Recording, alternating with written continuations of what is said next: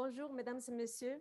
Bienvenue à ce rendez-vous stratégique Recruter à l'international, une solution aux enjeux de main-d'œuvre à la portée de toutes les entreprises dans le cadre de la 3e édition de l'initiative sur l'internationalisation. Cette initiative est co-développée par la Chambre de commerce de Montréal métropolitain, Montréal International et Investissement Québec International. Je me présente, Erandi Cortez, directrice principale marchés internationaux, entrepreneuriat et information d'affaires à la Chambre, et je serai aujourd'hui votre maître de cérémonie. Pour débuter, la Chambre tient à remercier ses collaborateurs qui permettent la réalisation de cet événement. Le Conseil des relations internationales de Montréal, les Devoirs et le gouvernement du Québec. Le rendez-vous stratégique d'aujourd'hui est diffusé en direct du Palais des Congrès. Alors, nous remercions notre partenaire, le Palais, pour l'accueil d'aujourd'hui. Nous vous invitons à commenter le forum sur les médias sociaux en utilisant les mots-clics Forum INTL ainsi que les mots-clics recrutement.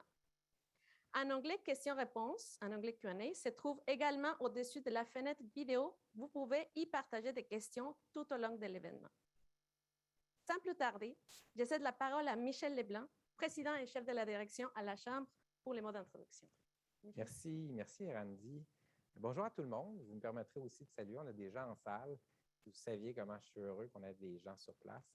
D'ailleurs, il y a 2 jours, on tenait notre premier événement. À ce moment-là, c'était au Sheraton avec 250 personnes qui étaient en salle. Dans les médias, on a dit que j'avais dit que c'était jour de Noël. Ça décrit bien l'ambiance qu'on y a retrouvée. Alors, je vais juste vous donner un petit clin d'œil à tout le monde en disant, regardez notre programmation. Nos événements commencent à être en présentiel. Dans ce cas-ci, comme aujourd'hui, ils sont également disponibles en virtuel de l'extérieur. Mais c'est pour se dire entre nous, ça repart dans le respect des conditions sanitaires de façon très sécuritaire, mais on est bien content d'être enfin rendu là. Aujourd'hui, on poursuit quelque chose qu'on a amorcé en juin dernier. En juin, on avait décidé de tenir ensemble un forum un rendez-vous stratégique sur l'internationalisation, la reprise de nos démarches à l'international. Et on avait eu à ce moment-là une rencontre extrêmement fructueuse. Et j'aimais bien le moment qu'on avait choisi parce qu'on était à une période où on sentait bien que ça allait se réamorcer. Les frontières n'étaient toujours pas ouvertes, mais on avait bon espoir je dirais, en faisant les bonnes pressions, que ça allait se produire éventuellement. On savait bien qu'on allait avoir toujours des enjeux à l'exportation. La demande mondiale avait déjà commencé à reprendre, mais il fallait être sur les marchés à l'exportation. Et c'est important d'entendre nos collègues nous dire que dans leur métier d'attraction d'investissement, malgré la pandémie, les résultats étaient là. Je pense que c'était positif de l'entendre en juin dernier. Maintenant, quand on a fait notre rendez-vous, on a eu un petit pépin technique. C'est arrivé à quelques reprises et ce pépin technique nous avait amené à dire qu'il va falloir qu'on se reprenne parce que l'enjeu qu'on n'avait pas pu aborder, c'était la question de l'attraction de talent. Et aujourd'hui, c'est ce dont on va parler principalement. Et pas besoin de le dire, c'est l'enjeu de l'heure. Pas l'enjeu de l'heure, l'attraction de talent, mais c'est la main-d'œuvre. Et l'attraction de talent est une des grandes solutions. Et d'ailleurs, je pense que dans le cadre de l'élection fédérale, c'est un sujet qui devrait bien aborder. C'est bien celui de répondre à l'enjeu de pénurie de main-d'œuvre et ça passe en partie par l'ouverture de nos frontières aux talents étrangers. On va avoir une belle discussion. Je suis très heureux qu'on commence avec un panel avec des partenaires, des gens que je côtoie, des gens qui ont comme responsabilité de faire arriver des choses importantes. Je vais les présenter. On a avec nous, et vous les connaissez sans doute, Daniel Silverman, qui est VP Investissement direct étranger à Investissement Québec International. Bonjour, Daniel. Et Stéphane Paquet, qui est le PDG de Montréal International, un habitué de nos événements. Daniel, c'est plus récent, en poste, mais on va se voir souvent, puis Stéphane, c'est un habitué. On va en parler et je vais tout de suite mettre la table en disant, je trouve ça tellement important parce que je pense qu'on est dans un processus.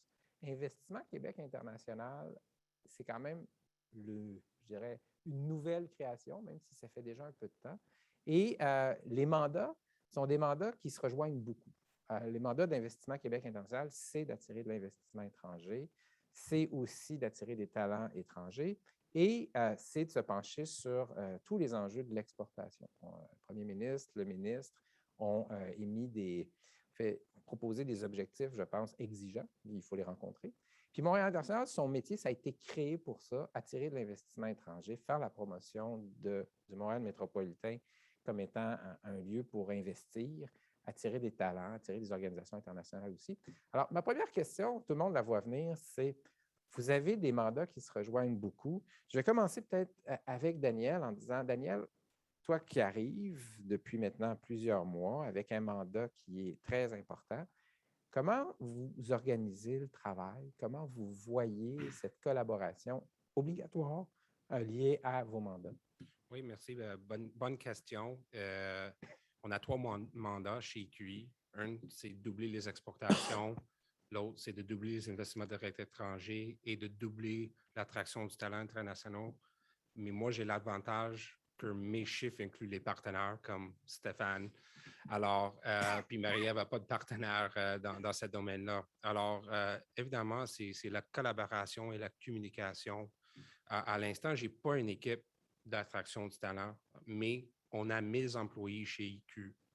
Alors, c'est vraiment là en soutien de l'équipe de Stéphane et Christian que quand nous avons une entreprise du CMM qu'on se parle avec, même si c'est une filiale ou une entreprise québécoise, de faire un pass à l'équipe de Stéphane qui peut soutenir l'entreprise. Alors, nous sommes à l'instant pas un coordinateur, mais plus un collaborateur puis un genre de développement des affaires au niveau des talents internationaux. Peut-être juste, puis on arriverait rapidement à Stéphane, mais le mandat d'IQI couvre l'entièreté de la province. Oui. En théorie, le mandat de Montréal National vise à soutenir l'économie de la région métropolitaine. Maintenant, on n'a jamais dit à un bombardier que l'employé stratégique qu'il devait recruter puis qu'on voulait attirer devait travailler sur le territoire. Il pouvait très bien travailler à la Pocatière. Ma question, juste encore une fois, c'est, j'imagine que dans cette collaboration-là, toutes les entreprises qui ont des besoins partout sur le Québec peuvent avoir une porte d'entrée vers EQI puis à la limite bénéficier de tout l'effort de Montréal International. Absolument. Si c'est une entreprise de la région du Québec, on va faire l'introduction du Québec international ou Drummondville, mais la plus gros partenaire, peut-être, c'est MIFI, alors le ministère, mais plus en plus, il y a des ouvertures que les missions, c'est une mission Québec avec les 3 partenaires, que quelqu'un de peut-être Gatineau peut-être peut participer à cette mission-là. Stéphane, on va parler bientôt de comment on va s'organiser dans les prochains mois, mais déjà présentement, là, en période de pandémie, il y a eu des actions qui ont été posées. Est-ce qu'on recrutait des talents stratégiques? Comment on le faisait par le web? Comment est-ce qu'on travaille présentement, là? Puis bien sûr, on s'imagine qu'on va être dans l'avion bientôt, mais présentement, comment on fait ça? Et on s'est, avec une équipe extraordinaire, on s'est renouvelé dans la dernière année et demie comme jamais. On avait commencé à faire des missions virtuelles. On testait le tout à la fin 2019, début 2020. Et puis, bon, est arrivé la pandémie, fermeture des frontières et tout. Ce qui veut dire que l'année dernière, on a embauché presque exclusivement avec des missions virtuelles, plus de 700 personnes, autour de 750 l'année dernière. Ça se compare à 1100 l'année d'avant où on partait avec des entreprises, on allait à Paris, des grands groupes, puis on faisait des entrevues sur place. Puis on a dit, bien, on ne peut plus le faire. Donc, en mode virtuel, on a fait comme ça autour de 750 embauches l'année dernière et depuis le début de l'année. Et donc là, c'est exclusivement du virtuel. On est à tout près de 400 embauches depuis le début de l'année. Donc, on voit, tout le monde s'est recyclé, a refait ses devoirs. Et un point important, comme on pensait que c'était une façon de faire, peut-être pas la seule façon de faire, mais assurément une façon de faire, ce virtuel-là. Donc, on a mis sur pied un site qui s'appelle talentmontréal.com. Parce qu'on peut faire des missions virtuelles, c'est-à-dire on fait un condensé d'efforts à l'étranger sur tel territoire et tel territoire. Donc, on fait ça, on continue à le faire. On en a fait une avec vous autres, en fait, avec vous deux comme partenaires, la Chambre et Investissement Québec au mois de juin. On a réussi à embaucher une quarantaine d'embauches qui devraient découler de ça. Donc, ce n'est pas rien, c'est dans le secteur de la tech. Mais donc, on a lancé talentmontréal.com parce que, au-delà de ces missions-là où c'est très intense comme effort, on se dit, bien, la Chambre, vous cherchez quelqu'un, ça fait un bout que vous le cherchez, vous ne le trouvez pas, vous dites, peut-être qu'à l'étranger, venez chez nous pour des frais minimes, vous pouvez mettre votre offre d'emploi sur le site Talent Montréal. Et là, la dernière fois qu'on s'est parlé, je pense que j'étais autour de 30 000 personnes à l'autre bout là, qui étaient prêts à dire oui, je suis prêt à débarquer à Montréal. On est rendu à 47. Donc, parce qu'on continue les efforts pour en recruter. Donc, ce sont des gens qui déjà, 47 000 travailleurs, qui se sont dit, moi, Montréal, ça m'intéresse. Comme on a beaucoup ciblé dans le secteur des technologies, donc c'est beaucoup des travailleurs en TI qui sont là, mais qui regardent. Oui, il y a beaucoup de désavantages à ne pas faire de présentiel, puis on a tous hâte d'en refaire, puis beaucoup d'employeurs préfèrent voir la personne en vrai avant de l'embaucher, pas juste seulement sur un Teams ou un Zoom. Mais un des avantages du virtuel, c'est que ça nous permet d'aller dans des marchés où on ne serait pas parti avec 2, 3, 4 entreprises. Donc, on va aller au Cameroun, par exemple.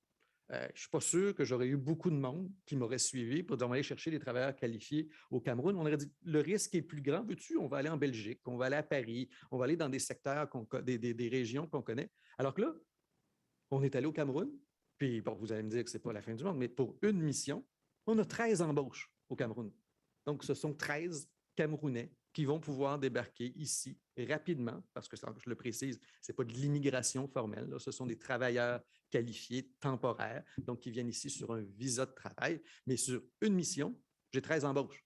Donc, on s'entend-tu que ce sont des régions du monde, l'Afrique francophone. Nous, on était déjà au Maghreb, on descend un peu en Afrique francophone, des endroits où on ne serait pas allé. Donc, il y a cet avantage-là. Et oui, on continue à faire du recrutement international. Et moi, j'ai envie de dire malheureusement ou heureusement pour nous, je ne le sais pas, mais compte tenu de la situation de la main-d'œuvre dans le Grand Montréal, mais surtout dans le reste du Québec, je pense qu'on n'a pas le choix. Et c'est dans les prochaines années, c'est assurément pour Montréal International un secteur qui va continuer à croître. Deux choses. D'abord, je pense que la leçon qu'on en tire, c'est que même quand on pourra, se déplacer en présence, l'avenue de l'approche web est là pour durer. C'est clair que, comme tu le dis, possiblement qu'on voudra avoir ces Camerounais ou n'importe qui dans le monde, d'où qu'ils sont, qui puissent voir ce qu'ils font. Je vais faire, comme je fais toujours avec mes politiciens, tu n'es pas un politicien, mais je les amène à préciser un tarif minime pour les entreprises. On parle, ça dépend combien de postes on veut afficher, ça dépend combien poste, de temps. mettons. Mais c'est autour de 300. 300, donc c'est minime, je suis bien d'accord avec toi. Puis deuxièmement, peut-être une question que tout le monde se pose, c'est, mettons, tu peux parler des 13 Camerounais ou des 40 quelques embauches de l'initiative qu'on avait fait ensemble. OK, ces gens-là, ils arrivent dans combien de temps dans les organisations? Bien, en fait, c'est honnêtement un peu plus long présentement que ce ne l'était avant la fermeture des frontières il y a 1 an et demi. Ceci dit, je le précise, ce n'est pas un processus d'immigration où les gens attendent leur certificat de sélection du Québec. C'est une question de semaines, voire de quelques mois avant que les gens puissent arriver. Mais de toute façon, souvent, on s'entend pour la personne qui veut venir ici, c'est un choix personnel qui implique beaucoup de choses. Donc, c'est pas je dis oui le vendredi et je vais rentrer le lundi matin. Là.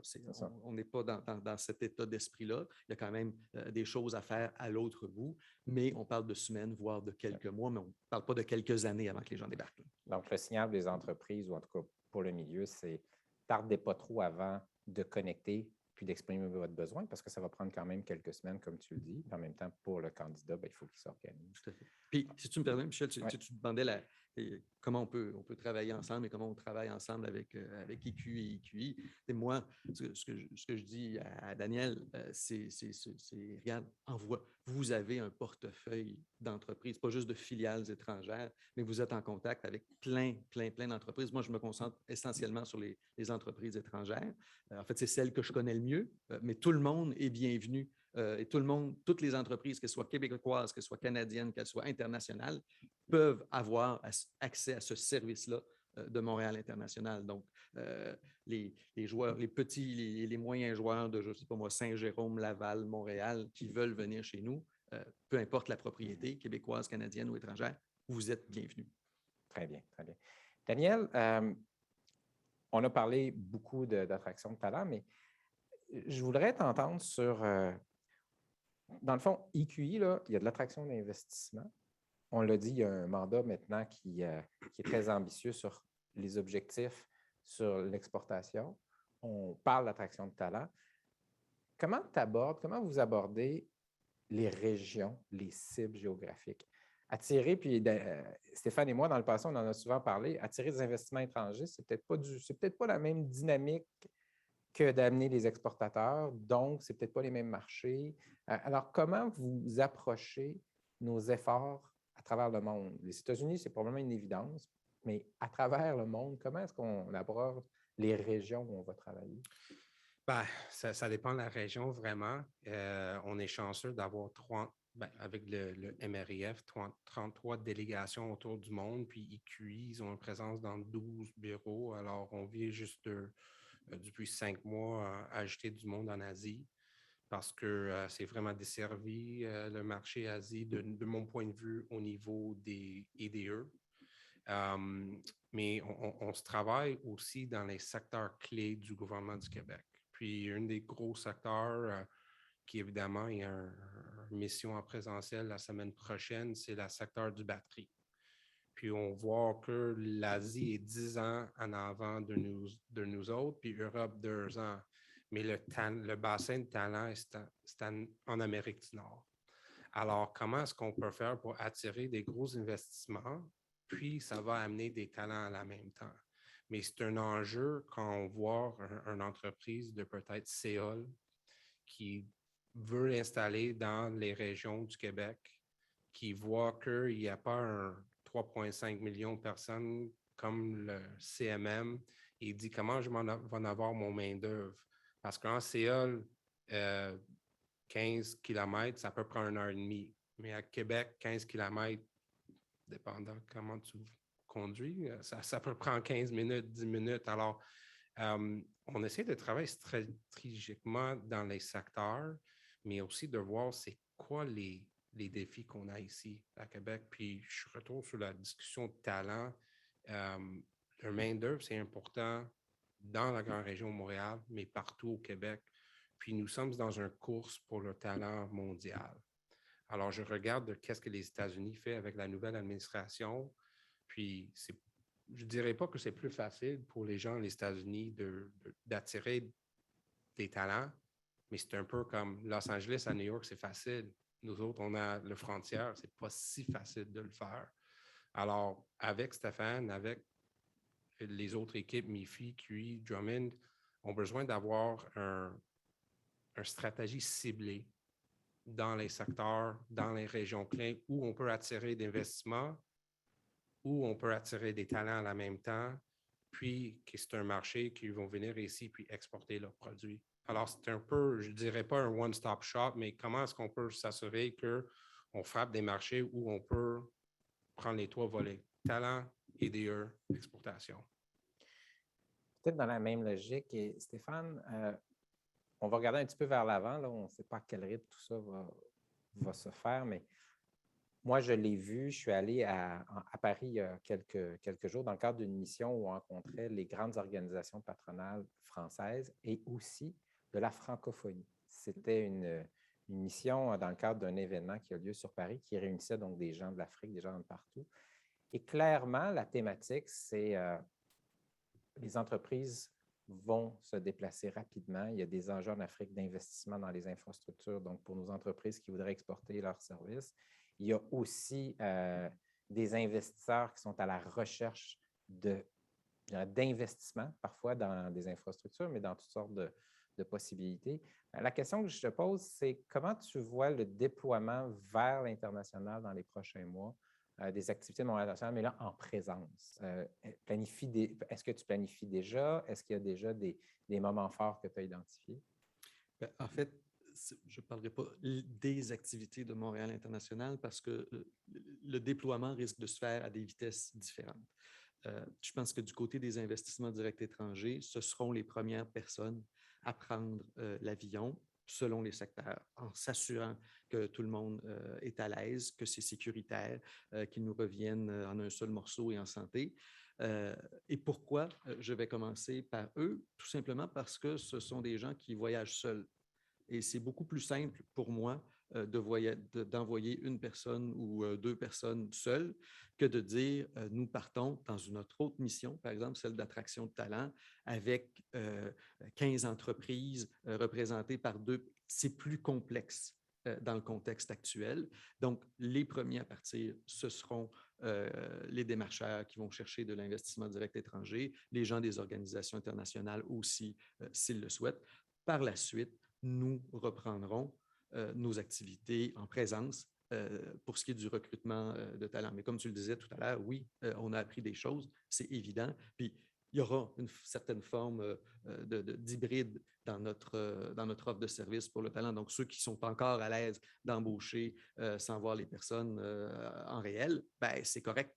On a des services pour ça. Et si vous préférez faire des missions, puis c'est essentiel aussi de faire des missions, de marquer le coup, de dire, voilà, voici, Montréal débarque, le Québec débarque, le Canada débarque, venez chez nous. Nous sommes ouverts soit pour les investissements directs étrangers, soit pour vous avoir, vous, comme travailleurs chez nous. Mais bref, je le vois vraiment en deux temps. Donc, les individus, puis ensuite les groupes un peu plus tard. Moi, mon expérience d'il y a 2 semaines en France m'a amené à penser par ailleurs qu'on a un rôle à jouer dans, je dirais, accompagner et faciliter le déplacement de nos entreprises. Beaucoup de gens m'ont dit, Michel, moi, comment ça se passe si je vais en France? Est-ce que je passe un test là-bas? Comment est-ce que les mesures sanitaires dans ces régions-là affectent la possibilité de faire des affaires? Alors, je t'entends sur le fait de commencer évidemment par ce qui est le plus facile, c'est-à-dire déplacer des individus sans avoir des groupes. Mais je te dis, je pense qu'on va avoir un rôle à jouer très vite sur accompagner, faciliter. Howard, Michel, oui, c'est parce que ce n'est pas juste se déplacer avec le groupe. C'est que si je vais à Paris et que j'ai 3000 personnes au Palais des Congrès qui veulent avoir un boulot à Montréal, j'ai ça à gérer aussi. Donc, ce n'est pas juste l'avion, ce n'est pas juste est-ce que le test est correct pour revenir, là, c'est qu'il y a beaucoup de monde. On s'entend. C'est clair que les missions que j'ai en tête sont des missions qui reposent beaucoup sur des occasions de B2B, un à un, des rencontres stratégiques. Mais tu as raison, le métier d'attraction de talent, ça implique rencontrer beaucoup de gens en très peu de temps dans un lieu où il va y avoir une forte densité. Je m'excuse, Daniel, j'ai travaillé avec ton père à certains qui s'appelait Howard pour ceux qui nous écoutent. Donc, parfois, le mot Silverman, je le mets en ligne. Mais Daniel, parle-moi un peu de l'automne tel que vous le voyez chez Investissement Québec International. Tu as dit il y a dans quelques jours une mission sur les batteries. Évidemment, nos secteurs stratégiques clés sont là. Puis, de toute évidence, on est en concurrence avec la planète. Oui. Les batteries, là, c'est une thématique qui n'est pas propre au Québec seulement. Comment tu vois l'automne? On ne peut pas perdre de temps. Il faut qu'on soit sur le terrain. Comment tu vois ça? On était un peu chanceux parce qu'on a des démarcheurs déjà à l'étranger. Alors, il fait des missions depuis plusieurs mois, puis je pense que le premier de faire une mission, c'était mon bureau en Chine. Mais on vient juste d'avoir une équipe, une mission d'exportation qui a retourné du ALU USA. Alors, ça recommence tranquillement avec des conditions sanitaires en place et on commence vraiment le premier mission export EDE la semaine prochaine au Battery Show à Novi, Michigan. Puis, on a une liste d'à peu près 3 ou 4 autres gros événements que c'est plus, je dirais, sur le niveau d'exportation que les EDE d'ici la fin novembre, qu'on va commencer d'être là en présentiel avec des entreprises québécoises. Et un peu la manière qu'on voit des choses dans le futur aussi, c'est si on a des présences à l'étranger, est-ce qu'on peut avoir un volet talent à la même temps? On a des kiosques toujours EQI Export, EQI IDE. Est-ce qu'on peut avoir un kiosque Talent Montréal? Est-ce qu'on peut avoir un kiosque la main-d'œuvre du Québec? Parce que en plusieurs des villes qu'on va y aller, c'est certainement, il y a des gens qui voulaient peut-être travailler pour des entreprises québécoises, puis c'était une opportunité de plus de collaborer avec les partenaires. Mais ça recommence tranquillement. C'est aussi dépendant dans quelle région, puis les conditions sanitaires dans chacun des pays.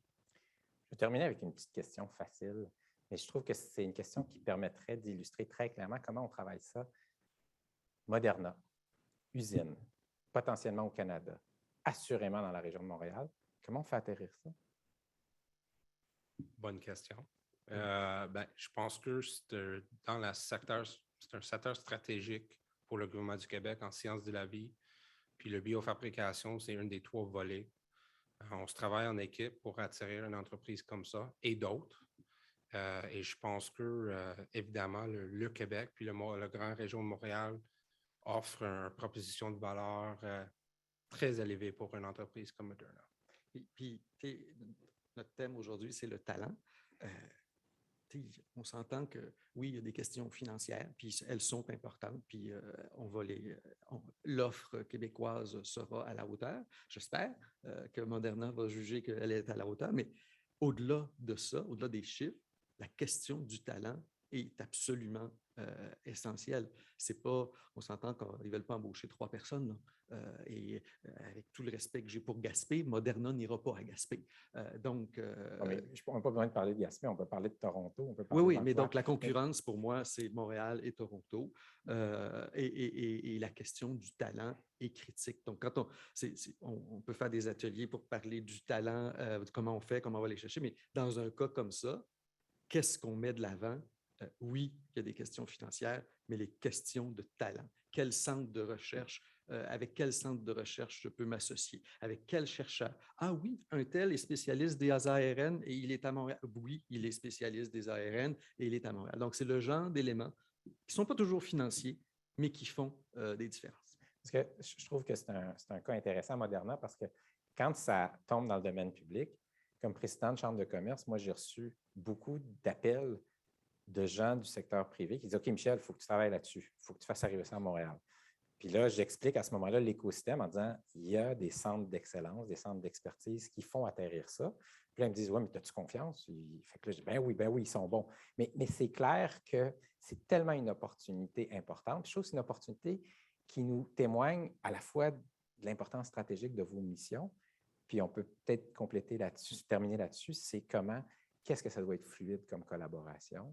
Parce qu'évidemment, à Toronto, moi, j'ai vu du monde à Toronto qui m'ont regardé comme si c'était une évidence. Qu'eux autres, ils pensent qu'ils ont des chances. Oui, mais c'est souvent comme ça avec Toronto, mais on en gagne une coupe quand même. On s'entend. Fait que c'est ça. Fait que, je ne dis pas que celle-là, on va la gagner, mais ce que je dis, c'est comment c'est important, puis comment c'est important que les gens comprennent que autant sur des talents stratégiques qu'on veut attirer, des fois, cette collaboration entre l'entreprise qui émet son besoin au bon moment très clair, vous qui avez des capacités. Comme tu le disais, Daniel, si vous recevez ces besoins d'entreprise, vous travaillez en équipe. Puis autant sur les investissements stratégiques étrangers, c'est la même chose. On veut qu'ils arrivent ici. Et ça va bien. Nos résultats dans le passé témoignent de ce qu'on est attractif. Michel, si je peux, toi, tu dis que c'est les gens d'affaires qui t'ont appelé. Moi, j'ai eu des maires beaucoup de maires qui m'ont appelé à l'intérieur de la CMM, qui avaient tous le terrain parfait. Puis effectivement, la bonne nouvelle, c'est qu'on a beaucoup d'endroits où on regarde la démographie et on dit, OK, il y a du monde là qui sont pertinents, puis des terrains qui sont pertinents. Donc, voilà, on se croise les doigts. On travaille fort et on se croise les doigts. Merci beaucoup d'avoir accepté de répondre à mes questions. Puis sur ça, Randy vient de revenir pour dire qu'il n'y a plus de temps. Donc, merci beaucoup à vous deux. Merci Michel. C'est sûr qu'on pourrait rester toute la matinée sur ça, mais en tout cas, ça nous fait merci beaucoup, Stéphane. Merci, Daniel. Ça nous fait vraiment, vraiment plaisir de vous voir là, live. Et puis, on a hâte de reconnecter aussi avec vos équipes.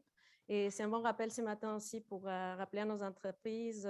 N'hésitez pas à contacter l'équipe de Stéphane à Montréal International, IQI, la Chambre, évidemment, aussi, on est là pour vous. Donc, merci. Et dans le respect des mesures sanitaires, nous ferons une courte pause pour permettre la désinfection entre les segments. Alors, nous allons nous retrouver dans quelques instants à nouveau.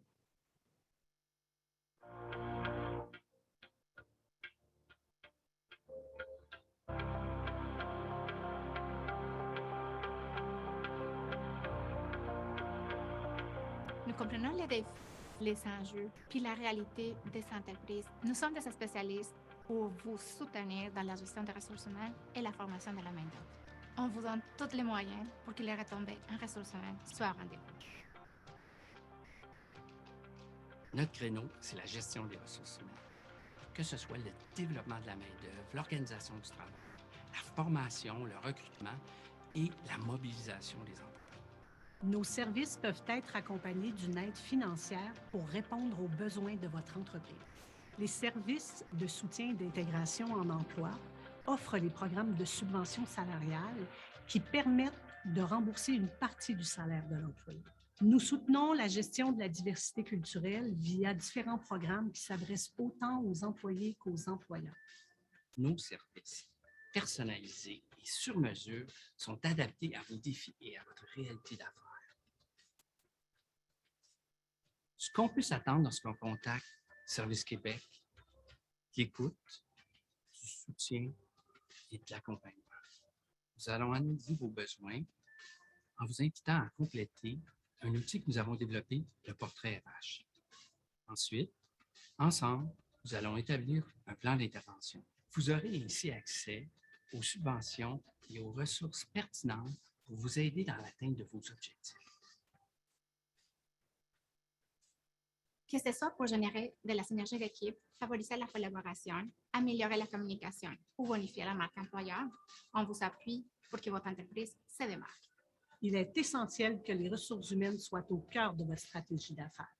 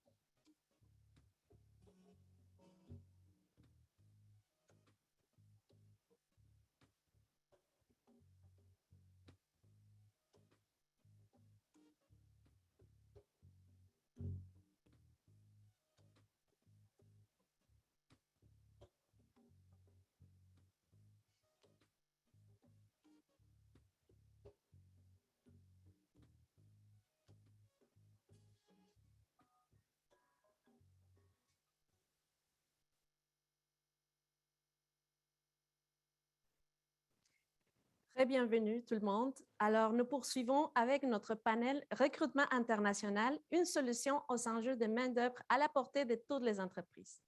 Alors, avec nous pour ce panel, Madame Amélie Castonguay, directrice ressources humaines Adfast. Bonjour. Monsieur David Lebel, directeur développement de la stratégie internationale, partenariat d'affaires et développement international, réseau complémentaire Desjardins. Bonjour. Bonjour. Madame Julie Morissette, directrice administrative et financière Booksy. Bonjour.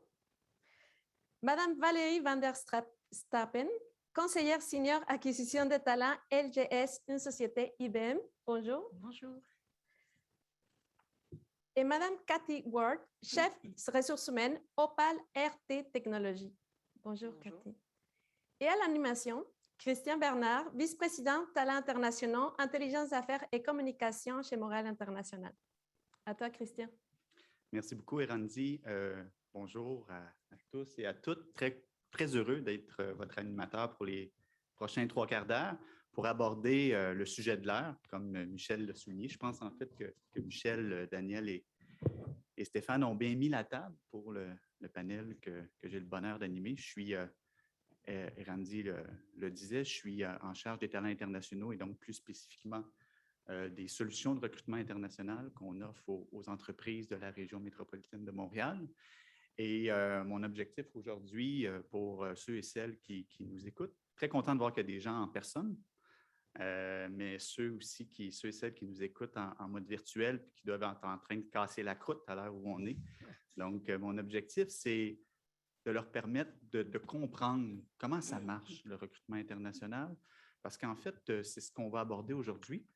On va aborder l'enjeu de la main-d'œuvre sous l'angle d'une solution concrète qui gagne en popularité et qui est celle du recrutement international. Et évidemment, ça coûte un peu plus cher, puis c'est un peu plus compliqué que de recruter sur le marché local de l'emploi, mais il y a de plus en plus d'entreprises qui se tournent vers l'international, donc il doit y avoir évidemment des raisons pour lesquelles ces entreprises font du recrutement international. Donc, très heureux d'être entouré d'entreprises qui ont de l'expérience en matière de recrutement international. Et donc, ça va être mon objectif de vous faire parler, de vous faire témoigner de vos expériences pour que les gens qui nous écoutent puissent mieux comprendre, essayer de démystifier un peu le processus de recrutement. Donc, Erandi vous a présenté à tour de rôle. Donc, si vous le voulez bien, moi, ce que je propose pour commencer, c'est qu'on fasse un autre petit tour de table, mais que vous nous parliez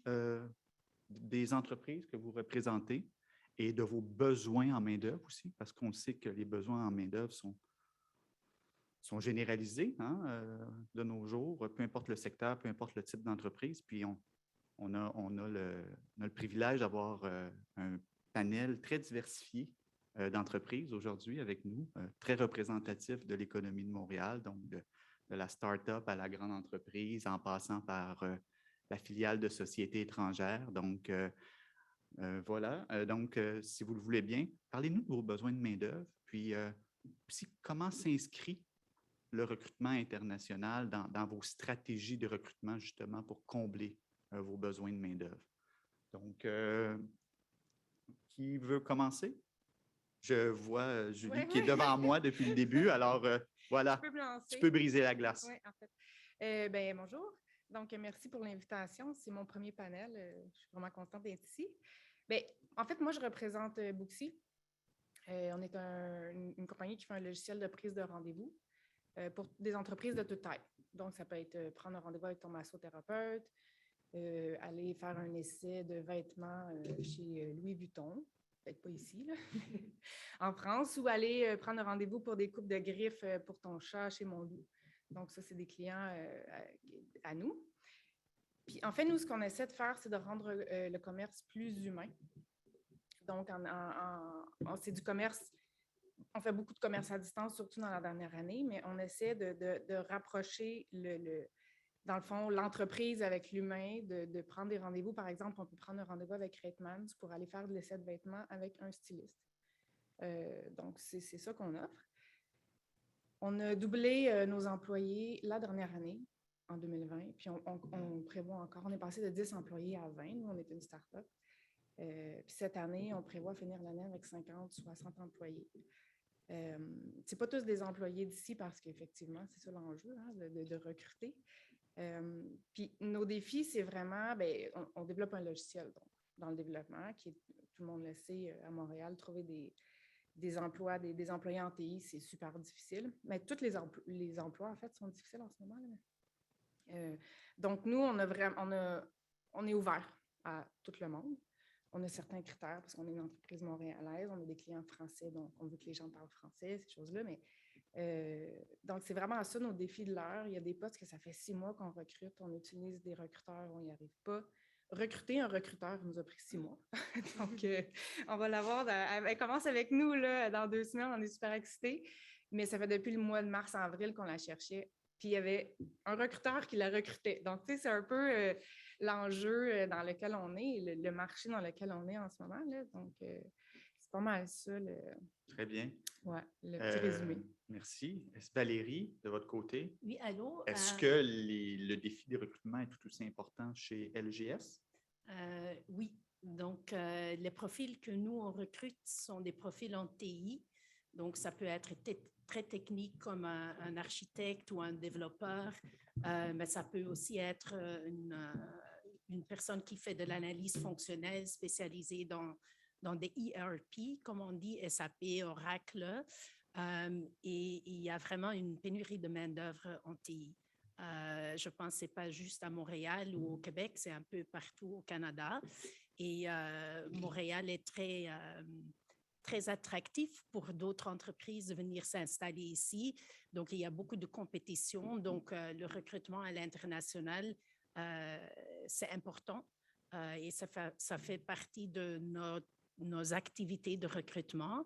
On le fait depuis quelques années et puis on a eu du succès à trouver des gens à l'international parce qu'ils sont toujours, je pense que le Canada, le Québec, c'est très intéressant pour des gens d'autres pays. Et puis, ils sont toujours prêts à venir s'installer ici puis travailler pour nous.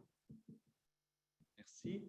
Je me tourne vers vous, Amélie. Vous n'êtes pas tout à fait en TI. Non. Mais je pense que vos besoins sont tout aussi importants en matière de main-d'œuvre.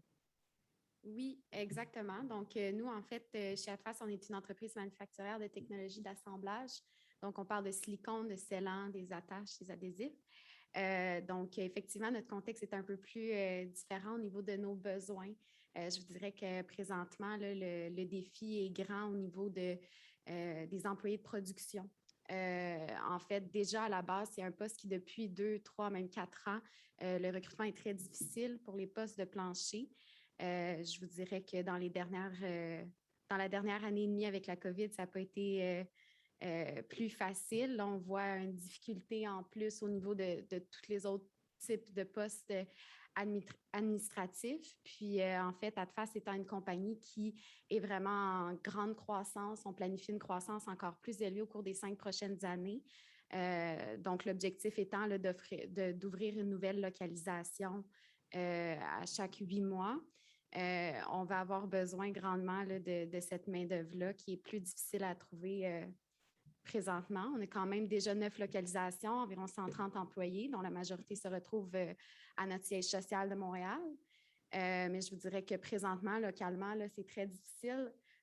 Donc, c'est certain que le recrutement international va s'inscrire dans nos stratégies futures de recrutement là, parce que ça devient malheureusement de plus en plus difficile de trouver l'expertise et la quantité de travailleurs qu'on a besoin sur le marché. Merci, Amélie. Cathy, de votre côté, j'imagine que vous allez me dire à peu près la même chose, mais je vous cède la parole. Parlez-nous de votre entreprise et des besoins de main-d'œuvre auxquels vous êtes confrontés. Oui, bien nous, c'est Up Alerté Technologies. C'est une entreprise québécoise qui a ouvert ses portes en 1997. 2 cofondateurs, Lise Laforce puis Jean Bélanger, toujours d'ailleurs à la tête de l'entreprise. Depuis, on a connu une croissance très accélérée. On atteint aujourd'hui environ 300 employés. On est rendu avec une présence mondiale, donc dans plusieurs pays. Et puis, qu'est-ce qu'on fait? Dans le fond, on conçoit, on fabrique puis on commercialise des simulateurs en temps réel dans diverses industries. Et nous, bien sûr, ça nous amène le lot de défis que plusieurs d'entre vous connaissez, j'en suis persuadée. On n'a jamais eu autant de postes affichés sur le marché. Les seuils en immigration a diminué. On a de la difficulté vraiment à aller chercher les talents sur le marché québécois actuellement. On a eu toute la grande démission là, post-COVID, on connaît, on a lu un peu là-dessus, on voit qu'est-ce qui se passe sur le marché, le vieillissement de la population active, il y en a moins. Donc, nous, ça fait partie de nos stratégies vraiment d'aller chercher les talents où ils se trouvent. Puis actuellement, on n'en a pas assez au Québec. L'année passée, on a comblé environ une centaine de postes.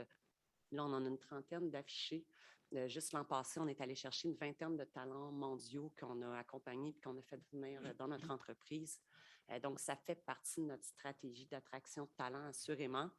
Puis, veut pas, l'entreprise aujourd'hui, c'est vraiment nous, la main-d'œuvre, c'est notre cœur. On est dans le monde des technologies. On a des postes, la plupart des postes qu'on embauche, c'est des postes qu'on va demander des PhD en génie électrique, en génie informatique, en TI. Donc, c'est des postes qui sont déjà très rares à combler sur notre marché actuellement. Fait que c'est quelque chose qu'on développe, notre stratégie d'attraction internationale, depuis déjà plusieurs années. On a d'ailleurs déjà participé à différentes missions internationales avec Montréal International par le passé, dans nos stratégies d'affichage, de sourcing, dans notre programme de référencement interne. Nos vendeurs à travers le monde, nos collaborations universitaires en R&D nous amènent des talents de partout ailleurs, où est-ce que nous, on les accompagne puis on les fait arriver chez nous. Fait que c'est un peu pour cette raison-là. Puis c'est grâce à nos talents qu'on existe. C'est vraiment notre mission même, là. Donc, pour nous, c'est très, très important.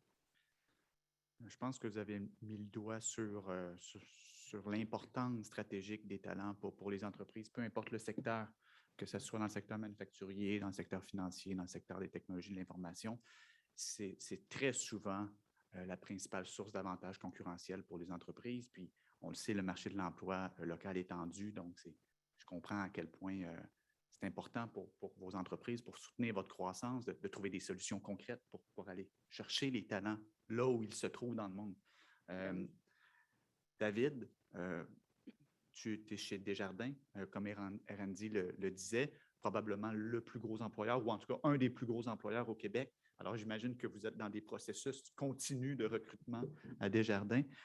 Mais tu occupes un rôle particulièrement intéressant chez Desjardins dans la mesure où tu accompagnes aussi les nouveaux arrivants, les travailleurs étrangers qui sont recrutés en nombre croissant par les entreprises.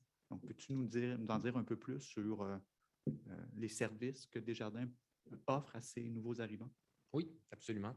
Merci, Christian. Donc, effectivement, Desjardins est le plus important employeur privé au Québec avec 48 000 employés.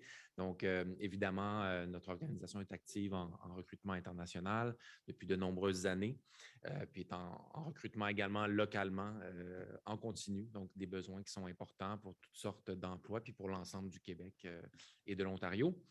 Mais effectivement, moi, je suis ici plutôt pour parler de l'accompagnement que Desjardins a développé au fil des années pour l'accompagnement des nouveaux arrivants. Donc, déjà depuis une dizaine d'années, Desjardins a identifié, souhaitait aller plus loin dans l'accompagnement des nouveaux arrivants pour faciliter leur installation ici, les accompagner dans leurs projets au Québec, au Canada. Donc, en facilitant leur arrivée ici, en développant des produits et services spécifiquement pour eux qui répondent à leurs besoins. Puis Desjardins est allé encore plus loin en développant même une équipe spécialisée uniquement pour les nouveaux arrivants. Donc, ils ne s'occupent que des membres nouveaux arrivants. Ils connaissent donc parfaitement leur réalité, leurs enjeux, leurs défis, tous les questionnements qu'ils ont avant de venir ici. Donc, et puis cette équipe des nouveaux arrivants est elle-même en plus formée dans sa presque totalité de personnes qui sont issues de l'immigration, que ce soit première ou deuxième génération. Donc, des gens qui sont passés par là, qui connaissent le chemin d'un projet d'expatriation puis d'une arrivée ici au Québec et donc sont en mesure de bien les accompagner dans leur projet et ce, à partir de leur pays d'origine. Donc, on est en mesure de les accompagner, donc de faire une préouverture de compte à distance pour les accompagner et préparer leur arrivée ici. Puis évidemment, dans le cadre de cette prise en charge complète et personnalisée qu'on fait des nouveaux arrivants, bien évidemment, on fait de l'éducation financière à travers ça. On leur explique le système financier canadien. On répond à toutes leurs questions Parce qu'évidemment, c'est un projet important. Certains viennent ici en famille, avec des enfants. Donc, ils veulent bien se préparer. Donc, on est là pour répondre à toutes les questions qui pourraient toucher également à l'achat d'une propriété, la fiscalité, l'épargne, mais éventuellement même la retraite. Donc, on a des spécialistes dans l'équipe qui vont répondre à toutes ces questions-là pour s'assurer que le projet soit un succès. Puis on le voit vraiment, nous aussi, beaucoup en appui aux entreprises qui recrutent, justement, parce qu'on veut soutenir les entreprises dans leurs efforts de recrutement international en les aidant, en disant, bien, nous, on va prendre en charge les gens que vous recrutez sur la scène internationale, puis on va s'assurer de les faire arriver ici, puis qu'ils soient complètement prêts et opérationnels en termes de services financiers dès leur arrivée. Puis évidemment, cet accompagnement-là, on le veut, il est en adéquation avec les valeurs profondes du mouvement Desjardins, mouvement coopératif. Donc, on veut aller le plus loin possible dans l'accompagnement pour que ce soit le plus simple possible, le plus efficace, le plus moderne et surtout le plus humain possible. Et c'est tellement important cet accompagnement pour les travailleurs étrangers qui choisissent de venir travailler au sein de nos entreprises parce qu'évidemment, c'est des décisions qui ne sont pas prises à la légère de quitter son pays pour venir ici à Montréal. Donc, j'ai l'impression que ce genre de service-là fait vraiment une différence pour les travailleurs, que ce soit les services financiers, mais même tous les autres services d'accueil, d'intégration. Et on a la chance d'avoir un écosystème au Québec d'accompagnement pour ces travailleurs étrangers qui s'est développé et qui facilite non seulement la vie des entreprises qui recrutent à l'international, mais aussi et surtout, en fait, devrais-je dire, qui facilite la prise de décision pour les travailleurs étrangers. J'aimerais ça qu'on rentre dans le vif du sujet. Puis là, j'ouvre la discussion, là, allez-y, comme bon vous semble, pour que ça soit un peu moins formel, qu'on rentre dans le vif du sujet du recrutement international. Est-ce que ça fonctionne vraiment pour vos entreprises? Qu'est-ce qui fonctionne bien? C'est quoi les bonnes pratiques que vous avez envie de partager, vos trucs? Parce qu'on sait que c'est un processus qui est pas simple, surtout pour une entreprise qui n'a jamais recruté à l'international. On commence par où? Comment on s'y prend? C'est quoi les bonnes pratiques? Puis aussi les pièges à éviter. Donc, voilà. Qui veut y aller? Oui, Cathy? Je vais me lancer sur certaines conditions gagnantes que nous, on trouve pour faire venir des talents internationaux. Je dirais que l'une des choses à se questionner dans un premier temps avant de penser à aller chercher des talents, c'est est-ce que votre ADN d'entreprise a vraiment une ouverture envers la diversité culturelle? Parce que dans le fond, l'idée, c'est de faire venir des talents, mais il faut aussi les conserver parce que ça demande beaucoup de temps en investissement, en temps. Mais ces gens-là qu'on fait venir, l'idée par la suite, c'est qu'ils demeurent avec vous. Donc ça, c'est comme la première condition, je dirais, avant de faire venir des gens, de s'assurer que l'entreprise est prête, puis si elle ne l'est pas, bien, de les préparer, que ce soit par de la formation, de la sensibilisation, autre chose. Nous, ce qu'on a, on a un programme aussi de francisation maison qui s'appelle Rire en français. On a une personne, Alice, qui s'occupe de ce programme-là, puis c'est vraiment dynamique, puis ça crée vraiment un esprit de communauté. Donc, pour les gens qui n'ont pas nécessairement la langue française comme première langue, lorsqu'ils arrivent, ça les accompagne bien, puis ça crée vraiment un bon sentiment d'appartenance dans l'entreprise. Je dirais autre chose aussi, c'est d'aller chercher des services. Moi, actuellement, je ne suis pas une spécialiste en immigration. Donc, l'idée, c'est de se retourner vers des firmes d'avocats pour se faire accompagner, pour bien accompagner. Les firmes de relocalisation qui vont venir, on a des partenariats déjà avec des firmes qui vont supporter l'employé, lui et sa famille, pour venir, pour avoir un meilleur soutien. On collabore avec Montréal International aussi pour se faire accompagner dans différentes missions internationales, pour aussi obtenir de la formation sur comment traiter ces dossiers-là. D'avoir une personne aussi aux ressources humaines qui accompagne, qui est toujours le point de contact pour le nouvel employé qui va venir vraiment de A à Z. Question d'assurer une expérience candidat et employé par la suite qui soit vraiment intéressante. Donc, je dirais que c'est peut-être des conditions qui, des fois, on les sous-estime, mais ils sont vraiment importantes à considérer là, avant d'embarquer dans un projet de ce type-là.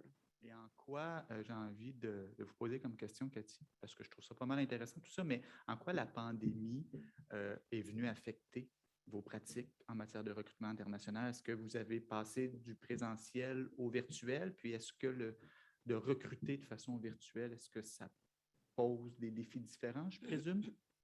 Je dirais dans les missions internationales qu'on a fait peut-être avec Montréal International, on a eu plus d'impact lorsqu'on était sur place directement, bien sûr. Mais au niveau de notre recrutement, nous, je vous dirais, depuis la pandémie, tout notre recrutement se fait en ligne, même encore à l'heure d'aujourd'hui. Donc, que ce soit des talents mondiaux ailleurs ou des talents qui sont ici à Montréal, notre processus se fait 100% en ligne. Puis, je vous dirais que ça se passe très, très bien jusqu'à l'accueil et l'intégration là, dans l'entreprise. Je pense qu'on a tous réalisé à quel point c'était possible de recruter puis de faire des affaires grâce aux outils technologiques qu'on a appris à découvrir au cours de la dernière année et demie. Merci, Cathy. D'autres interventions sur ce sujet? Oui, Amélie? Pour continuer sur ce que Cathy disait, effectivement, l'intégration des travailleurs est ultra importante. Il faut qu'on se mette un peu dans les souliers de ces personnes-là qui vont délaisser tout ce qu'ils connaissent, leur réalité, leur famille, pour s'en venir dans un autre pays. C'est un processus, je pense, le recrutement à l'international, que souvent on voit plus court qu'il est en réalité. Donc, c'est vraiment d'établir toutes les étapes, non seulement à partir de l'établissement du besoin, le recrutement, mais l'intégration. Ces personnes-là, quand ils vont arriver, ils ont besoin d'un logement, ils ont besoin de transport. Est-ce que, tout dépendant de leur culture, est-ce qu'ils vont être intéressés à aller à l'église? Ils ont besoin de savoir où est l'épicerie du coin et tout. Donc, c'est important de planifier tout cet accompagnement-là. Ça va demander des ressources, ça va demander du temps des gens à l'interne, mais c'est toutes des choses qui vont faire une différence complète dans leur expérience, qui va aider à la rétention aussi. Donc, définitivement, ça serait un de mes plus gros conseils. Nous, c'est ce qu'on a remarqué de notre côté qui peut faire une belle différence pour eux. Puis, je vous dirais aussi de ne pas se lancer trop rapidement vers n'importe quel pays, je vous dirais, au niveau manufacturier. Nous, si par exemple, on va un peu plus vers l'Asie, on peut aller vers l'Afrique, il faut bien évaluer les pays. Où est-ce qu'on va retrouver exactement l'expertise qu'on cherche? Quel type de culture pourrait bien s'intégrer là, aussi, comme Cathy disait, au sein de notre entreprise. Donc, ce n'est pas nécessairement tout pays qui pourrait convenir à nos besoins. C'est bien de faire cette recherche-là aussi dans le processus pour assurer un meilleur fit. Absolument. C'est une chose les attirer, les travailleurs, mais ensuite, évidemment, étant donné que c'est un investissement, le recrutement international, c'est important d'investir dans leur rétention, dans leur intégration.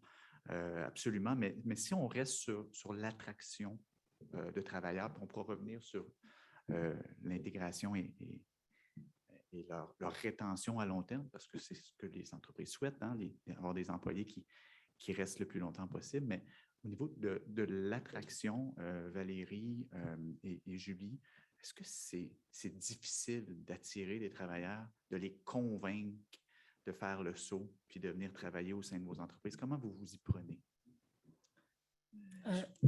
Oui. Je peux commencer. Je pense que je ne sais plus qui a touché à ce point, mais c'est un projet de vie. Donc, je pense que c'est important ça commence déjà pendant l'entrevue RH, c'est vraiment parler, avoir une conversation avec le candidat pour essayer de comprendre pourquoi il veut venir. Et est-ce qu'il va venir avec sa famille? Qu'est-ce que sa femme ou son mari fait? Donc, juste vraiment pour l'approche humaine un peu et comprendre pourquoi. Comme ça, moi, je pense, tu peux voir si c'est vraiment, il veut vraiment venir ou il ne sait pas trop bien, peut-être, mais peut-être pas. Donc, je pense que moi, je commence toujours avec ça. Puis, si tu sens que, oui, la personne a fait ses recherches, est convaincue, connaît aussi l'entreprise, sait qu'on parle le français au Québec. Hein? Donc, je pense à ce moment-là, c'est beaucoup plus facile de convaincre la personne de choisir LGS que de choisir une autre entreprise parce que tu as déjà créé un lien avec le candidat, puis c'est important de continuer la conversation avec la personne, puis c'est être le point de contact pendant tout le processus, en fait. Donc, un candidat, oui, a le choix entre plusieurs entreprises. Ça, c'est probablement le cas avec tout le monde, mais je pense que c'est là, c'est l'approche humaine et la relation que tu crées avec le candidat qui pourrait faire la différence. J'imagine que de recruter en mode virtuel, ça permet de court-circuiter, de raccourcir ce processus, mais à contrario, ça doit être plus exigeant de maintenir une communication humaine avec les candidats, comme vous venez de le souligner. Est-ce que ça pose certains défis? Peut-être, mais je pense que on fait des entrevues par vidéo, puis il y a des points réguliers que tu parles avec la personne, même si c'est par courriel. Oui, c'est pas pareil qu'en présentiel, ça c'est clair, mais je pense que c'est encore possible. Hein. Mais ce que j'ai remarqué, c'est il y a des pays où l'Internet ou la technologie, l'infrastructure n'est pas au même niveau qu'ici. Donc, il faut garder ça en tête quand on fait une entrevue. J'en ai fait plusieurs avec des gens dans d'autres pays, des pays en développement, puis tout d'un coup, leur vidéo ou la connexion s'est coupée. Il ne faut pas dire « Ah, oh, la personne, qu'est-ce qui se passe? » mais juste avoir un esprit ouvert et accepter que ces gens-là, ils font de leur mieux. Donc, mais c'est possible. Oui, ouais. Mais c'est possible même en virtuel de créer de bons liens avec les candidats, je c'est pense. le feedback aussi qu'on reçoit à Montréal International dans l'accompagnement qu'on offre aux employeurs qui recrutent de façon virtuelle. De votre côté, chez Booksy? Bien, en fait, je pense, pour continuer un peu là, sur la même pensée, il y a quand même beaucoup de candidatures, moi, je trouve qu'on a eu de l'international. Les gens sont intéressés. Il y a une facilité versus... Maintenant, c'est à distance. Donc, c'est sûr que ça crée beaucoup plus d'opportunités pour tout le monde, pour tous les marchés. Par contre, pour continuer un peu sur ce que Valérie disait, comme c'est facile, nous, on a quand même eu beaucoup de candidats qui n'étaient pas finalement très intéressés. Donc, c'est vraiment d'être capable d'aller voir et d'aller pousser assez loin pour comprendre si le candidat est vraiment intéressé ou s'il y a une idée bucolique du Canada. Puis tout le monde, il y a beaucoup de gens qui disent « Ah, le Canada », mais comme n'importe où, quand tu vas vivre ailleurs, bien, il y a des bons côtés, des côtés aussi qui ne sont pas nécessairement parfaits.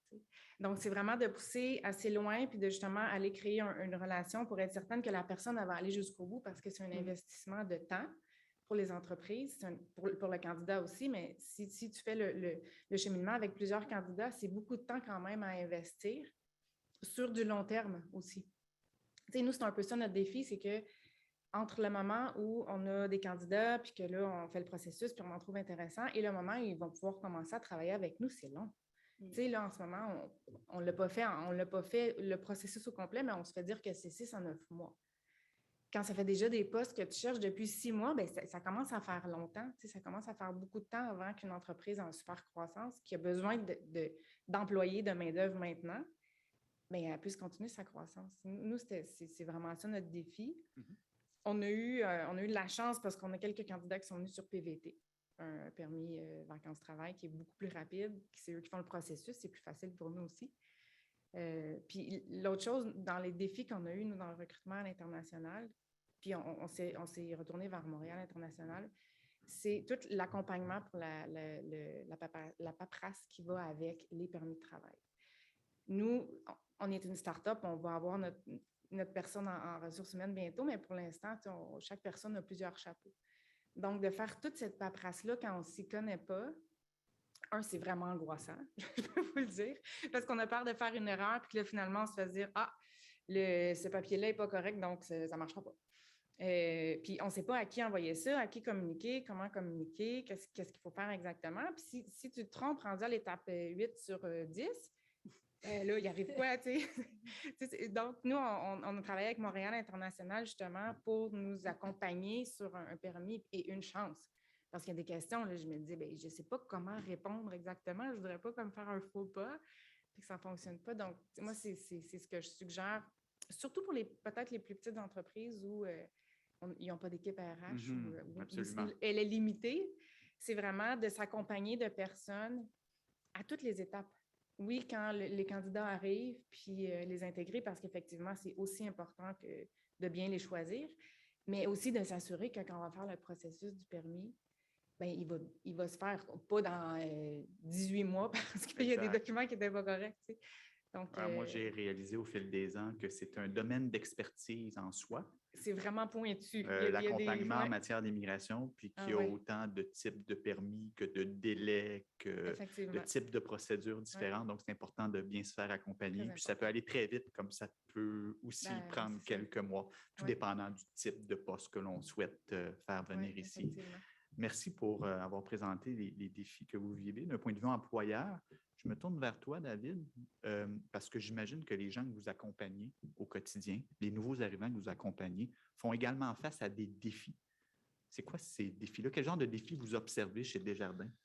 En fait, tout ce que je viens d'entendre est vraiment très, très intéressant. Puis c'est vrai que moi, si j'avais un conseil à donner à une entreprise qui n'est pas encore active en recrutement international, qui y songe, il faut vraiment voir le recrutement international comme ce n'est pas un recrutement normal. Donc, ce n'est pas quelqu'un qui va se présenter le lundi matin et on va l'installer à son bureau en disant voici ton bureau, voici tes collègues, bonne journée, bonne semaine. Donc, il faut aller plus loin. Il faut comprendre que c'est un changement de vie important de cette personne-là et que ça doit être préparé. Souvent, les entreprises qui vont débuter, disons, en recrutement international ont trouvé des candidats intéressants.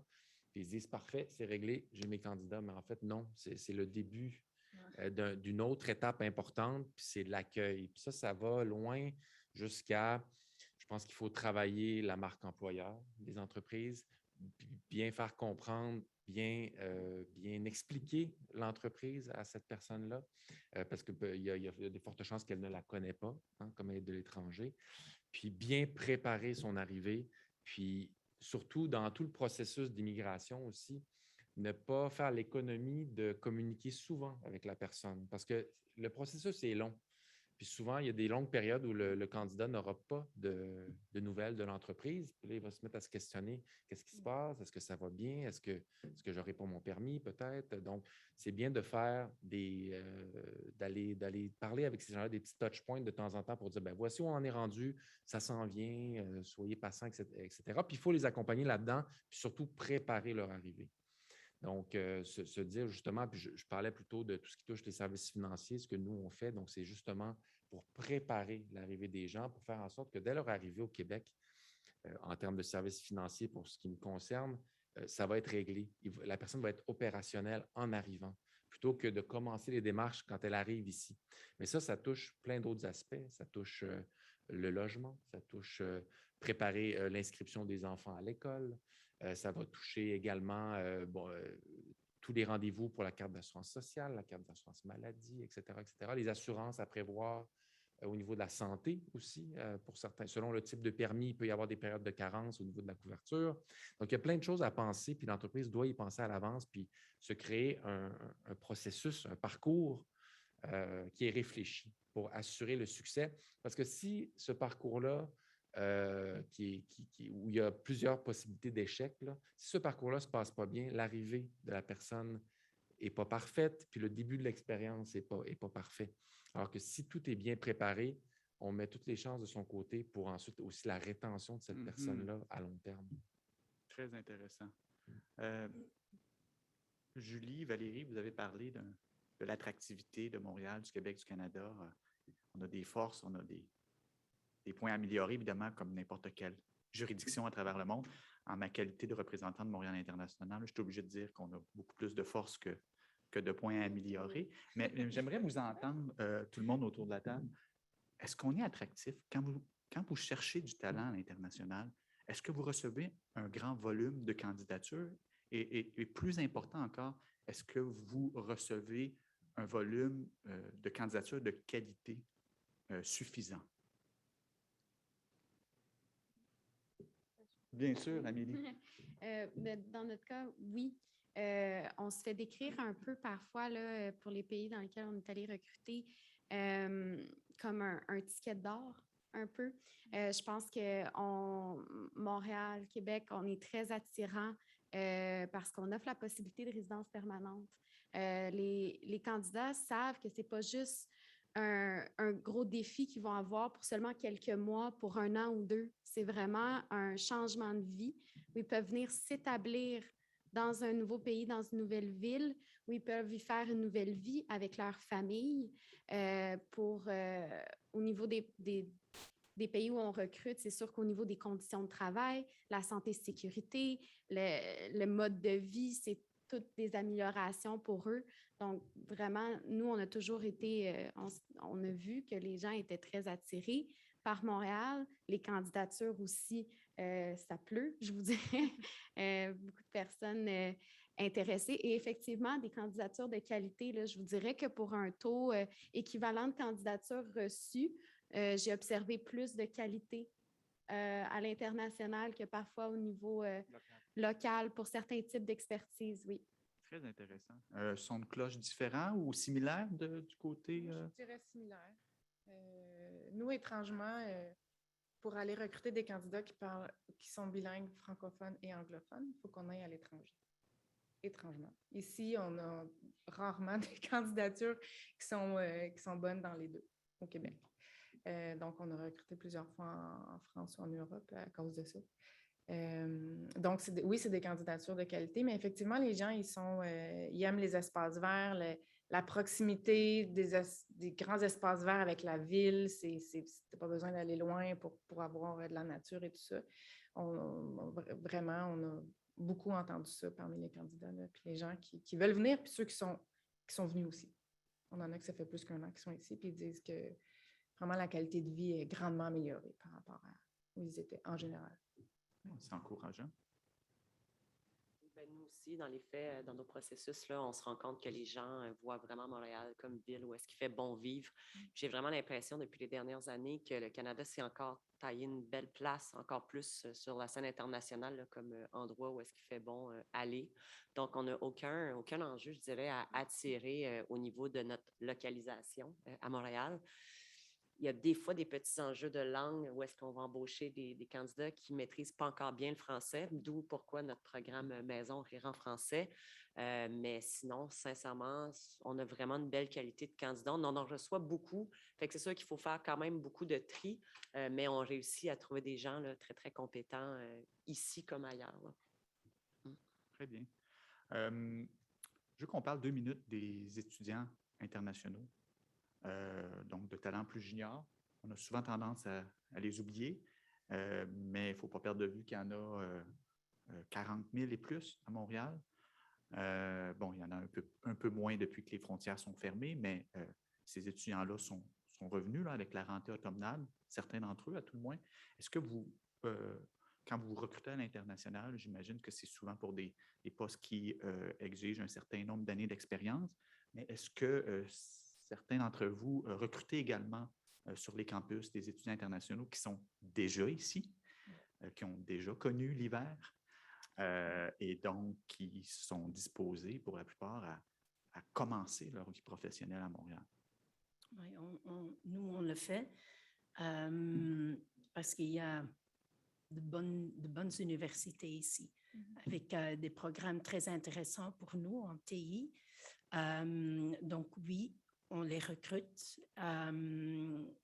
parce que si je ne me trompe pas, ils vont avoir ou ils ont un permis de travail post-diplôme de 2 ou 3 ans. Exact. Puis par la suite, on les prépare un peu ou ils vont automatiquement un peu appliquer pour la résidence permanente. Donc, le bassin d'étudiants étrangers qualifiés, à Montréal, c'est incroyable. Très bien. D'autres expériences de la sorte, oui? Oui, effectivement. Nous, on a également plusieurs partenariats avec des universités qui nous permettent justement d'aller chercher ces talents-là qui viennent de l'international. Comme Valérie le mentionnait, souvent, c'est des étudiants qui souhaitent rester après les études. Nous, on adore leur offrir des opportunités de stage, des premières expériences à Montréal. On trouve des super beaux talents, des gens qui ont débuté aussi... en fait, qui venaient tout juste d'arriver, qui ont fait quelques études sur un permis de travail ouvert aussi, qui ont intégré notre entreprise, qui maintenant ont des postes de direction, qui sont avec nous depuis des dizaines d'années. Donc, on a des très, très belles expériences par rapport à ça. Excellent. Je vois le temps qui file, puis je m'en voudrais de ne pas vous poser la question suivante. Si vous aviez une baguette magique, qu'est-ce que vous aimeriez améliorer? Si vous pouviez faire une demande au gouvernement, aux différents ordres de gouvernement, qui pourraient faciliter votre processus de recrutement à l'international pour que vous puissiez recruter plus facilement, plus rapidement, en plus grande quantité les travailleurs que vous recherchez? Ce serait quoi? Ben, oui. Oui, ben, en fait, nous, c'est vraiment au niveau du temps que ça prend pour venir ici, de toute la paperasse qui vient avec. Parce qu'on n'a pas, on est encore une petite entreprise, donc on n'a pas beaucoup de temps ou de personnes qui peuvent s'investir là-dedans pour la paperasse. Puis aussi, le temps, ben, 6 à 9 mois, c'est long. Tu sais, le temps que la personne, elle arrive, ça se peut que tu investisses 3 à 6 mois, puis que ça change, qu'elle ait une autre offre, qu'elle aille ailleurs, c'est vraiment long dans une entreprise en croissance, en très grande croissance comme nous. C'est comme 3-4 ans pour une entreprise qui est un peu plus établie. Donc, vraiment, si ces temps-là pouvaient être réduits, puis c'est aussi c'est important comme décision d'aller chercher quelqu'un, de le faire venir, d'investir tout ce temps-là, de s'assurer qu'il va bien s'intégrer, qu'il va être bien ici, tout ça. Ça demande vraiment beaucoup d'énergie qu'on devrait quand même mettre, même pour les employés ici, là, en fait, dans notre recrutement, pas juste à l'international, mais donc de raccourcir ce temps-là pour que ça soit un peu moins lourd comme processus. Parce que c'est super intéressant, puis il y a vraiment plein de candidats, mais c'est lourd un peu comme processus, tout ça. C'est vraiment... Je suis d'accord. On va tout à la même place. Faciliter, c'est ça, faciliter, nous supporter aussi, peut-être des services gratuits ou à plus faible coût du gouvernement pour nous supporter dans toutes ces demandes de permis-là et toute cette paperasse-là qui amène quand même des frais assez considérables, je dirais. Puis c'est sûr que aussi les seuils d'immigration, j'imagine, ce serait plus élevé. Bien, pour nous, c'est plus facile d'aller piger dans nos bassins quand ils sont déjà là, bien entendu. Puis puis aussi raccourcir le temps, les délais. Effectivement. Très bien. Et puis, pour les entreprises qui nous écoutent en ce moment, est-ce qu'il y a un conseil pratique que vous auriez envie de leur donner ou qui seraient tentés de se lancer dans l'aventure du recrutement international? Est-ce que le jeu en vaut la chandelle? Par où on commence? Qu'est-ce que vous auriez envie de leur donner comme conseil? Puis aussi, David, là, si tu veux intervenir, bien entendu. Ben, je pense que ce qui est intéressant, c'est que l'apport des nouveaux arrivants dans l'entreprise amène une richesse, amène des connaissances différentes, des façons d'envisager les problèmes différents, les enjeux. Donc, c'est vraiment une richesse qui est vraiment additionnelle qui arrive dans l'entreprise. Il faut savoir la reconnaître, la célébrer, puis la partager. Puis je pense que il y a énormément de possibilités de recruter à l'international, puis les entreprises auraient tout avantage à y songer, mais comme je le disais plus tôt, il faut réfléchir, puis il faut bien le préparer parce que ça demande une bonne préparation pour que le succès soit garanti. C'est bien dit. Je pense que c'est un processus à ne pas prendre à la légère, mais lorsque ça fonctionne, c'est tellement précieux d'avoir des travailleurs qui ont un background international puis qui viennent enrichir les pratiques d'affaires des entreprises montréalaises. Je vois que le temps est écoulé, donc peut-être un dernier commentaire, quelqu'un qui aurait voulu dire quelque chose puis qui n'a pas été en mesure de le faire? Ben, moi, je pense que ça nous permet vraiment de demeurer innovants. Nous, c'est vraiment l'une de nos valeurs premières d'entreprise. Donc, cette richesse-là, pour nous, elle nous permet de demeurer innovants. Fait que je le conseillerais à tous, bien entendu. Là. Quel beau mot de la fin. Merci beaucoup, Cathy. Merci. Merci, Julie, Valérie, David et Amélie. Très intéressant. Je te cède la parole, Érandi. Merci. Merci, Christian, pour l'animation. Merci à vous tous pour l'échange. En tout cas, je ne pourrais pas dire que là, je ne peux plus me dire nouvelle arrivante là, depuis déjà plusieurs années, là, donc ça ne marche plus. Mais en tout cas, ça fait chaud au cœur de voir à quel point on est dans une société qui a l'esprit, la diversité, puis l'accueil des nouveaux arrivants, puis des talents internationaux. Fait que je pense que ces genres de conversations sont extrêmement importantes, et ainsi que le travail des organisations, de chaque entreprise, bien sûr, individuelle et des organisations comme Montréal International ou de ma collègue Elise avec son équipe et notre initiative Passerelle sectorielle, que si vous ne la connaissez pas, je vous invite à découvrir. Alors voilà. On va passer à une petite section de questions du public. J'en ai 2 parce qu'on n'a pas beaucoup de temps, sinon je pense que j'en aurai plein d'autres moi aussi. Là. La première, c'est pour David. David, une entreprise demande d'ailleurs si on doit être client de Desjardins pour avoir accès à ces services dont tu parlais plus tôt. Et si oui, quel est le coût, si jamais tu peux nous le partager? En fait, donc, non, il n'y a pas de coût et puis c'est vraiment ouvert à n'importe quelle personne qui n'a pas besoin. En fait, ce sont des services qui sont offerts aux futurs membres, hein, donc aux particuliers. Donc, c'est vraiment ouvert à n'importe quel nouvel arrivant. Et puis, il n'y a pas de tarification de liée à ça. C'est un accompagnement qui est tout à fait gratuit. Peut-être juste compléter. Vous m'entendez bien? Oui. Nous, on a une association avec Desjardins. Et donc, lorsqu'on organise des séances d'information avec des candidats à l'international qu'on a captés dans nos filets et qui sont intéressés à venir travailler à Montréal, on leur donne une série d'informations importantes pour leur donner envie de venir ici, puis pour leur permettre de s'intégrer plus rapidement. Et donc, Desjardins participe à ces séances d'information parce qu'évidemment, lorsqu'on change de ville, souvent, on va ouvrir un compte de banque, on va se chercher un logement. Et donc, pour toutes les questions pratico-pratiques, c'est important de bien les renseigner, de bien les guider. Puis, en ce sens-là, Desjardins est un partenaire stratégique de Montréal International. Mais je pense que c'est très intéressant de constater qu'aussi, au fil des années, je pense que même moi, je suis arrivée il y a 10-11 ans, et aujourd'hui, il y a encore plus. Il en avait déjà, on était gâtés là, déjà en arrivant, mais aujourd'hui, il y en a encore plus aussi d'initiatives, puis des services et tout un bouquet de tactiques, de stratégies qui se développent pour assurer une bonne intégration. Ça, c'est une très bonne nouvelle. Mais tu m'as ouvert la porte, Christian, parce que là, tu as posé plein de questions à nos panélistes. Là, c'est à ton tour. Là, il y a une question pour toi. Avec quel genre de partenaire, d'ailleurs, de ton équipe, toi, vous travaillez chez Montréal International à l'étranger pour avoir accès aux talents? Tu sais, quand vous organisez les missions et tout ce que tu me racontes tout à l'heure, quel type de partenaire vous avez? Bien sûr. Puis je le dis souvent que pour avoir du succès en recrutement international, ça prend deux choses. Ça prend des entreprises montréalaises qui veulent recruter à l'international, mais ça prend surtout des candidats internationaux qui sont intéressés à venir vivre et travailler à Montréal.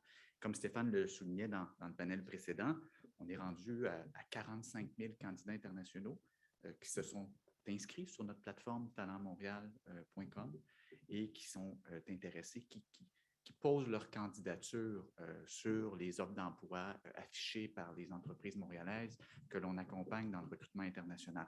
Évidemment, on ne veut pas s'arrêter là. On veut atteindre 100 000, 150 000, 200 000 parce que, évidemment, les besoins sont importants, surtout en TI. Alors, comment on fait pour grossir ce bassin-là? Et on travaille avec différents partenaires à l'international, les délégations du Québec, les représentants du ministère de l'Immigration, aussi basés un peu partout dans des marchés qui sont stratégiques pour nous.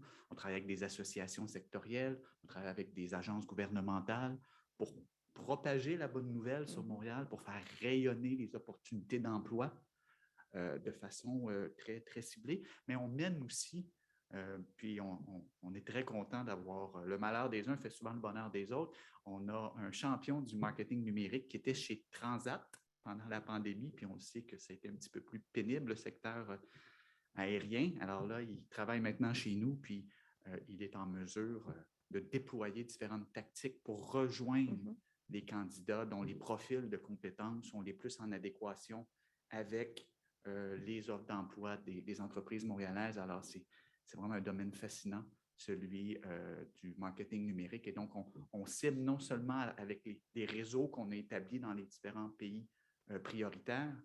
Vous parliez de bilinguisme. Alors, évidemment, c'est un des critères importants lorsqu'on identifie les marchés prioritaires. Et donc, on travaille non seulement avec les réseaux dans ces marchés-là, mais également avec nos tactiques de marketing numérique. Et talentmontréal.com, alors, puis j'imagine que c'est un site qui est disponible dans plusieurs langues. Tout à fait. Ça, c'est intéressant à retenir parce qu'après, on devient tous anciens ou nouveaux arrivants, peu importe. Là, quand on rentre à notre pays d'origine, que ce soit virtuellement depuis au moins 2 ans ou pour des vrais, mais on devient des ambassadeurs. Alors aussi, c'est sûr que les gens nos réseaux nous posent des questions. Comment ça va au Canada? Comment ça va à Montréal? Peut-être, je suis curieuse, ça me tente. Fait que c'est bon à savoir retenir ce site-là parce qu'on peut donc référer les gens qui s'intéressent, peut-être en savoir plus sur comment venir ici, immigrer ici, donc talentmontréal.com. Merci à tous pour ces panels. Merci pour votre temps et merci à tous pour vos efforts aussi. Puis bonne chance, bon courage pour la suite. Alors, sur ça, là, je passe maintenant la parole à Michel pour les mots de la fin. Je l'ai fait un peu trop vite, là. Ça, Merci tout le monde. Merci, Christian, d'avoir animé ce panel. Je vous écoutais. Merci beaucoup. Je pense qu'on a eu un bon moment aujourd'hui ensemble. Et dans le fond, je me disais, comme si on tourne autour d'une question maintenant qui fait un consensus. En fait, ce n'est pas unanime, là. Je pense que c'est presque l'unanimité. L'enjeu de la main-d'œuvre, l'enjeu des talents, c'est une réalité du point de vue des entreprises partout. C'est aussi une réalité des organisations. Puis je t'écoutais, Christian, puis j'écoutais, évidemment, je participais au panel, j'écoutais mes panélistes. On s'est organisé, on s'organise. Tu parlais du marketing numérique, on parlait de diverses façons dont on peut travailler là, pour. Je t'entendais parler du bassin que tu veux faire grandir, puis je me disais, oui, il y a le nombre qu'on voudrait attirer, mais il y a aussi, plus le bassin est grand, bien, plus on a toute la myriade des expertises puis des combinaisons de connaissances dont on peut bénéficier ici. Donc, je me disais à la fin, en vous ayant écouté, on s'organise, les besoins sont là. Je pense qu'on va avoir besoin que les gouvernements s'ajustent aussi. Puis notre rôle à la Chambre, c'est souvent de relayer ces messages-là. Les travailleurs temporaires, il faut que ce soit fluide, facile, clair. Les travailleurs permanents, on veut des processus d'immigration dont les délais sont beaucoup plus rapides. Il va falloir que les gouvernements agissent. Et le défi qu'on va avoir, c'est de mettre de la pression constante. Alors moi, je l'ai dit d'abord aux politiciens, attendez-vous tout le temps, quand vous allez rencontrer des gens d'affaires, à ce qu'ils vous parlent de main-d'œuvre, à ce qu'ils vous parlent de main-d'œuvre, puis encore de la main-d'œuvre. Puis je dis aux gens d'affaires, gênez-vous pas. Parlez-en tout le temps, systématiquement. Les médias qui viennent voir vos innovations, qui viennent voir ce que vous faites, quand vous avez la chance de parler avec les médias, mettez des pressions. Ça va prendre quelques décisions politiques et ça va les prendre vite. Et donc, sur l'enjeu de la main-d'œuvre, votre croissance, des fois juste notre existence dépend de ce que les solutions arrivent, puis ça inclut l'immigration, temporaire ou permanente. Moi, ce que je voulais aussi qu'on se dise, c'est clair que le succès de notre économie repose sur l'internationalisation. Ça fait plusieurs années qu'on a travaillé ce dossier-là, autant avec Montréal International, Tourisme Montréal, beaucoup d'organisations, les universités, l'attraction d'étudiants étrangers. On sait que ça augmente notre PIB collectif, mais ça augmente le revenu des ménages.